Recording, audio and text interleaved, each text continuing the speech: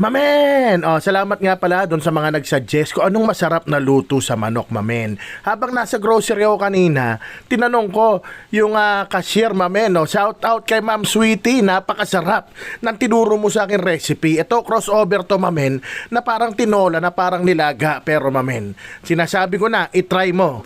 Kasi, ayan nga, pagkaluto ko, rekta tira bells na kagad dyan, mamen. Napakasarap, lalo na. Yung sausawan kong pati silimansi, nilagyan ko ng atay ng manok, napakasarap, kaya tirahin na natin. Baka tirahin pa ng iba. Mamen, eto na nga, magsimula na tayong magtirahan, baka tirahin pa ng iba yan. Ang tirada nga pala dito, mamen, talagang hindi nalalayo sa tinola. Pero yung lasa, mamen, nalalayo kasi talagang ito, manamis-namis yung sabaw, gawa ng nilagyan natin ng saging na saba. At medyo kakaiba naman yung gulay, hindi yung puro dahon ng sile, malunggay, pechay naman, mamen, pero ikaw na dumiskarte sa gulay na lalagay mo. Kasi hindi naman tatanggihan, mamen, kung ano trip mong ilagay. Pero ako natripan ko ngayong araw. Tinola na medyo nilaga, kaya yan, nagsangkot siya na ako, naggisa na ako ng aromatics. Ang sikreto sa lutong to, mamen, dapat talagang gisado yung mga panggisa nyo. Luya, bawang at sibuyas. At yung manok nyo, mamen, sangkot siya nyo maigi, pero nyo lagyan kagad dyan ng patis o ng asino, kahit anong pampaalat, kasi yung pampaalat, mamen, tinutulungan niyang ilabas yung karne o yung tubig sa loob ng karne, mamen. O yan na nga, nilagyan ko ng mga 3 kutsarang patis muna, pero pwede tayo magdagdag, mahirap magbawas. At ito, ang paborito kong isang laman loob ng manok, mamen, balon-balunan o gizzard. At yung puso, yan ang mga paborito kong laman loob ng manok.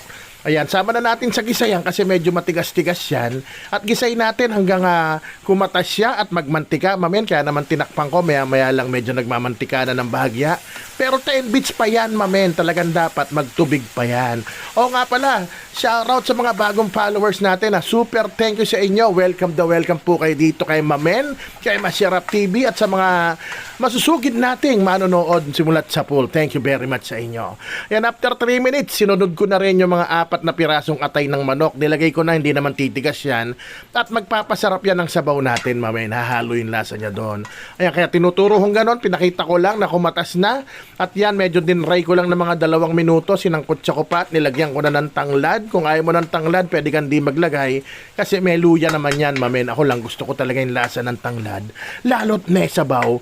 Yung ating recipe for today, mamen. Talagang maya-maya lang, magkakatira na tayo. Ayan, nilagyan ko na rin ng tubig. Bahala ka na sa dami. Ikaw naman magtitimpla niyan. Mga 1 litro nilagay ko. At ito, optional lang yan. Chicken powder. Kung ayaw mo maglagay, pwedeng hindi. Lalasa rin naman yung manok dyan. Ngayon, kung gusto mo maglagay, maglagay ka. Kung wala ka niyan, pwede chicken powder, mamen. Or chicken cube pala. O yan, makalipas ang 10 minutes, mamen. Sinortcut ko na. 10 minutes kung pinakuluan yan sa mahinang apoy. Tinimplahan ko na kasi nung tinikman ko medyo kulang lang sa alat, mamen. At kung nandiyan ka pa, mukhang nag-enjoy ka na habang nilalagay ko tong saging na saba, mamen. Baka pwede naman paki-like and share ng video para makarating sa iba na pwede palang gawin sa tinola to na pang nilaga yung gulay na lalagay mo. Promise, specs man, mamatay man, nung ginagawa ko tong video, nakain ko na yan. Mamaya upload ko yung mukbang ko. Napakasarap, mamen. Maiba-iba naman, di puro tinola, adobo, apritada, mamen. O yan, after 1 minute, goods na yung aking saba, pasensya na. At yung pechay natin, gulpi na, pwede na rin yan, mamen, sayang yan. O, lagay nyo lang yung pechay, maghintay ka ng 30 seconds, ready mo na yung kanin mo, mainit-init, bahaw, bahala ka na, sinangag. Basta ako, mamen, titirahin ko na yan kagad, baka tirahin pa ng iba. Kaya naman, isisigaw ko na. Rapsa! Mamen!